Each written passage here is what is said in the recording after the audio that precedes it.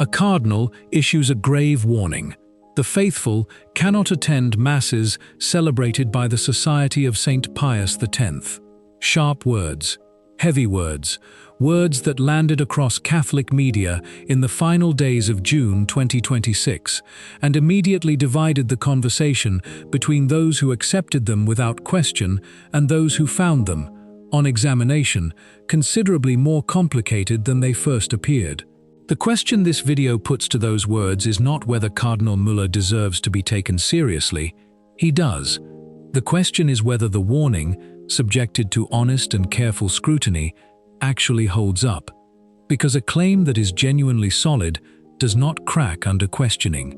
It withstands it, and a claim that cannot survive 4 honest questions perhaps deserves more careful handling than a solemn warning delivered to millions of faithful who are simply trying to find their way. Let us begin with the facts as they stand. In an interview given at the end of June 2026, Cardinal Gerhard Ludwig Müller addressed the Society of St. Pius X and the episcopal consecrations scheduled for July 1st. His language was among the strongest he has used in public on this subject. He described the consecrations as a schismatic act. He said that those who carry them out act against the will of God and place themselves not as Catholics but as anti-Catholics. And he added that the faithful should not and cannot attend the Masses of schismatic priests. Cardinal Gerhard Ludwig Müller is not a name that can be set aside. He is a conservative theologian of the first order, not a progressive voice pushing the boundaries of doctrine. He served as prefect of the Congregation for the Doctrine of the Faith for 5 years. When he speaks about doctrine and canonical matters, he speaks from a position of genuine expertise and from an institutional history that few living cardinals can match. His words merit serious engagement, not dismissal. And serious engagement means something very specific. It means examining the claims, following the logic, and asking where it leads. And here is the detail that almost everyone who reported on the interview overlooked. In that same interview, in the same breath in which he issued the warning to the faithful, Müller made a clarification that is absolutely foundational to understanding what he was actually arguing. The problem, he said, is not the traditional Latin Mass. He recognized it as fully valid. The problem, in his framing, is authority. It is the question of obedience to the Pope. He was careful to separate the two. The rite is valid. The canonical position of those who celebrate it is irregular. Keep that distinction in mind. It is the key to everything that follows. Question 1. If the ancient Mass is valid, as Müller himself acknowledges, then what is the actual problem? The Mass or the discipline? Within Müller's own logic, the answer is evident.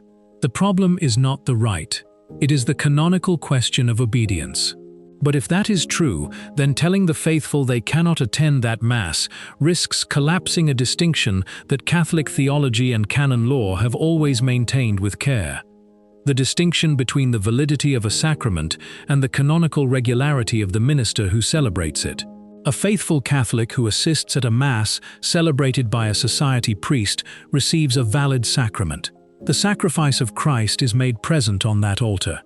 The Eucharist confected at that Mass is the body and blood of Christ. These are not contested points.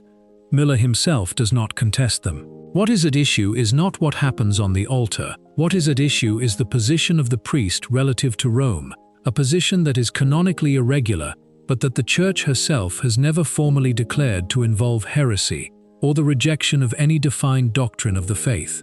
These are two profoundly different things. The validity of the sacrament and the canonical standing of the minister are distinct categories in Catholic theology for serious reasons. Confusing them or presenting them to the faithful as though they were the same thing is not a small imprecision. It has direct, practical consequences for people who are trying to make informed decisions about their spiritual lives. Question 2. If this is truly a case of schism, why has the Vatican never officially used that word about the society as a body? This is not a rhetorical question. It is a question of documented fact. Throughout the entire history of the relationship between Rome and the Society of St. Pius X, the Holy See has consistently distinguished between the act of consecrating bishops without a pontifical mandate, which it has described as a schismatic act, and the canonical status of the Society as an institution. That distinction has been maintained deliberately and consistently across multiple pontificates. John Paul II used the word schism in Ecclesia Dei in 1988 in connection with the consecrations, but the Society itself was never formally declared schismatic as a body. Benedict XVI, in lifting the excommunications of the 4 bishops consecrated in 1988, made explicit that the canonical situation of the Society remained irregular and that full communion had not been restored, but he did not declare the Society schismatic. The negotiations that continued under both Benedict and Francis, the doctrinal discussions, the various proposals for a canonical structure that would regularize the Society's position, all of these presuppose that the Society is not simply outside the Church in the way a formally declared schismatic body would be. The word that Müller uses with such certainty in his interview is a word that Rome, across nearly 4 decades and multiple pontificates, has handled with conspicuous care. That is not a canonical technicality. It reflects a genuine complexity in the situation that a sharp public warning to the faithful does not capture and arguably distorts. Question 3. And here we put Müller's June interview directly against something else Müller said just days before it. At the consistory. At the consistory, Müller said something that has received far less attention than the warning that followed it. He proposed that the Church prepare a response to the Society following the consecrations. More specifically, he anticipated that after July 1st, many priests attached to the traditional rite would seek full communion with Rome. He suggested receiving them with a structure similar to Ecclesia Dei, the commission John Paul II established in 1988, precisely to provide a canonical home for those who wish to maintain the ancient rite while remaining in full communion with the Holy See. Hold those 2 statements side by side. To the faithful, they are schismatics, do not attend their masses. To the leadership, prepare to welcome them home, design a structure to receive them, anticipate their return to full communion. The contradiction is not subtle.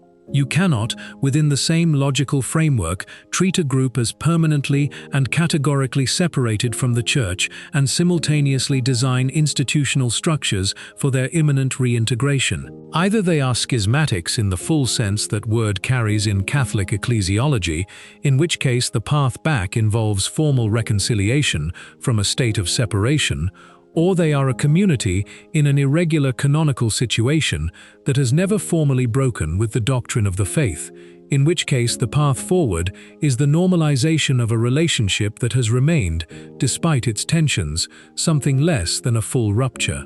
Müller's own positions, taken together, point toward the second description rather than the first. And if that is the accurate description of the Society's situation, then the warning to the faithful, issued in the language of schism and prohibition, overstates the case in a way that may cause real harm to real people who are trying to navigate a genuinely complex situation with good faith and limited information. This is not an argument that the Society's canonical situation is unproblematic. It is not an argument that the question of obedience to the Pope is trivial, or that Müller raises no legitimate concern when he addresses it. He raises a real concern. The act of consecrating bishops without a pontifical mandate is a grave canonical matter, and the history of 1988 demonstrates clearly what the Church has understood the consequences of such an act to be. But the pastoral conclusion drawn from that concern, namely that the faithful cannot attend masses celebrated by Society priests, does not follow cleanly from the canonical analysis. It conflates validity and regularity. It uses a word, schismatic, that Rome itself has consistently avoided applying to the Society as an institution. And it sits in unresolved tension with the same Cardinal's proposal, made days earlier in the same week, that the Church prepare structures to welcome these priests home. The faithful who are asking the question that titles this video deserve more than a warning that does not survive its own internal examination.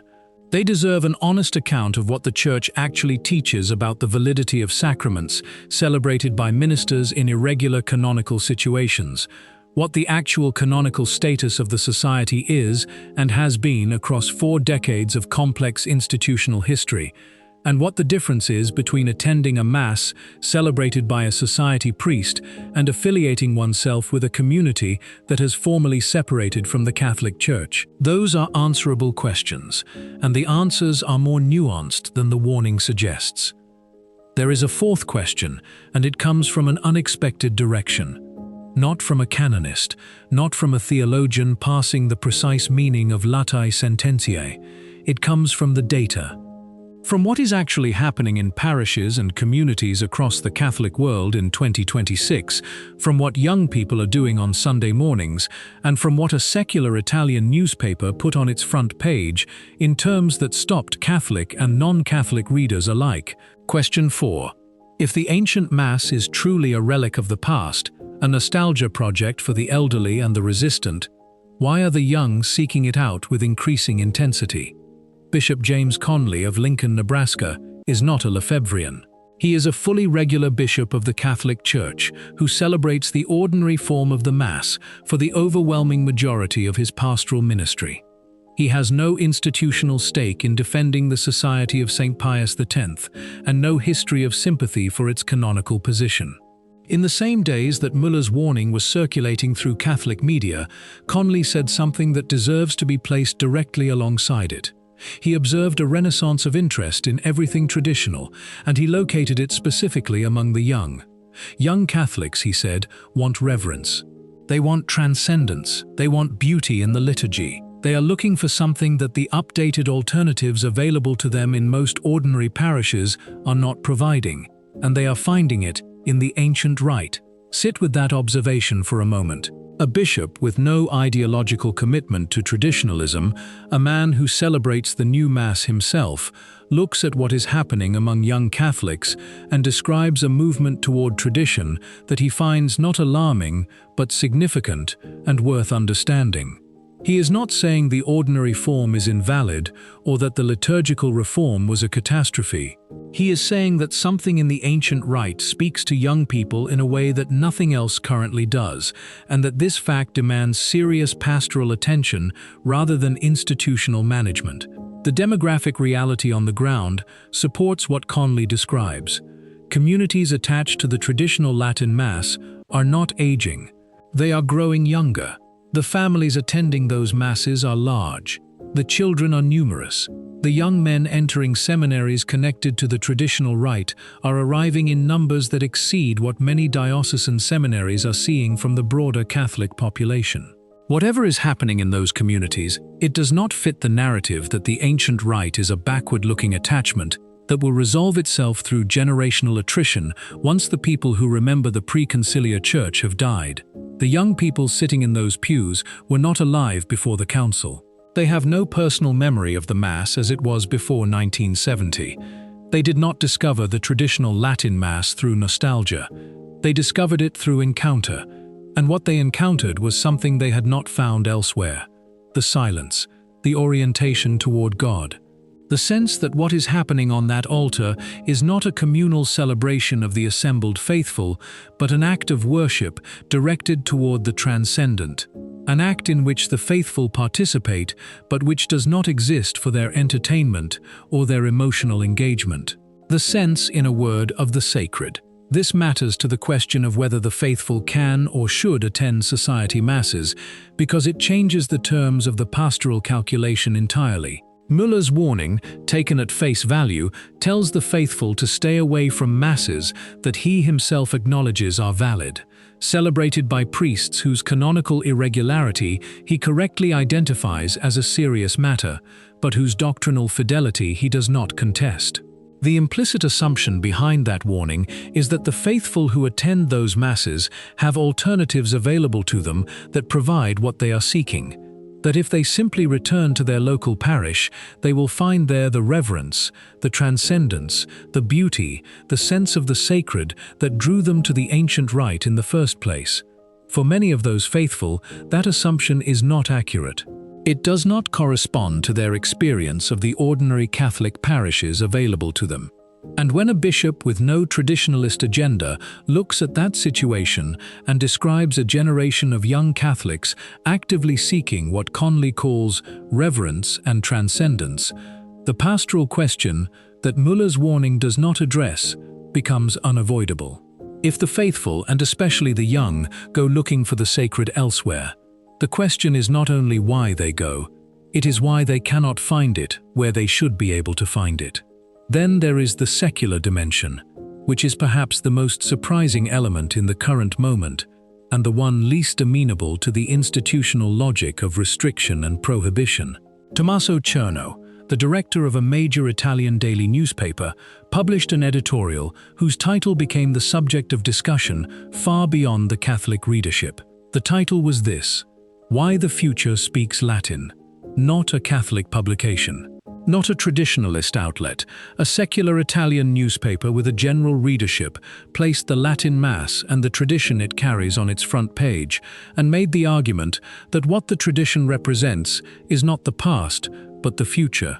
That in a culture of noise, of horizontal self-referentiality, of the relentless affirmation of the human at the expense of the transcendent, the ancient rite offers something that the surrounding culture is starving for and cannot produce from its own resources. A secular editor arrived at that conclusion. He was not making a theological argument, he was making a cultural one. And the cultural argument converges with the pastoral observation that Bishop Conley made, and with the demographic reality that communities attached to the ancient rite are living. Something is happening that exceeds the categories of the internal Catholic debate about canonical regularity and obedience to the Pope. Something is happening in the encounter between young people and the ancient rite that produces the opposite of what the logic of restriction anticipated. Things that are truly finished do not do this. Movements that have exhausted their cultural energy do not attract young families and fill seminaries and generate front-page editorials in secular newspapers. The traditional Latin Mass, according to the logic that produced Traditionis Custodes, should by now be in visible decline, sustained only by the diminishing number of those old enough to remember it. The opposite is occurring, and no canonical analysis of the society's irregular situation changes that fact or explains it away. So here is the complete picture that emerges from the four questions. On one side, a solemn warning from a cardinal of genuine doctrinal authority. The faithful cannot attend society masses. On the other side, a set of facts that the warning does not engage and cannot override. A mass that the same cardinal acknowledges is valid. A word, schismatic, that Rome itself has consistently declined to apply to the society as an institution across 4 decades. A proposal from the same cardinal, made days before the warning, to design structures welcoming these priests home. And a living reality in which the ancient rite is attracting precisely the young, precisely the seekers, precisely the people whose presence in the Church matters most for its future. None of this means that the canonical situation of the society is unproblematic. It is not. The question of obedience that Müller raises is a real question with real weight in Catholic ecclesiology. A community that consecrates bishops without a pontifical mandate has done something the Church regards as grave. That has been clear since 1988, and it remains clear now. The faithful who are drawn to society masses are not wrong to be aware of the canonical complexity of the situation they are navigating. But the pastoral conclusion, "Do not go, they are schismatics," does not follow cleanly from the canonical analysis. It conflates categories that Catholic theology maintains as distinct. It uses language stronger than Rome's own official position on the society warrants. And it offers nothing to the faithful who attend those masses, because what they find there is something they cannot find in the ordinary alternatives available to them. The unity of the Church is not defended by frightening the faithful away from valid sacraments celebrated by priests whose doctrinal fidelity is not in question. It is defended by offering the faithful what they are actually seeking, which is God, worshipped with reverence and beauty, and in the full weight of a tradition that connects the Mass of today with the Mass of every century before it. If pastors want to know why the faithful, and especially the young, travel distances and sit in gymnasiums and hotel basements and marginalized chapels to attend the ancient rite, the answer is not complicated. They go because there they find what they came looking for. The question that Müller's warning leaves entirely unaddressed is the one that matters most.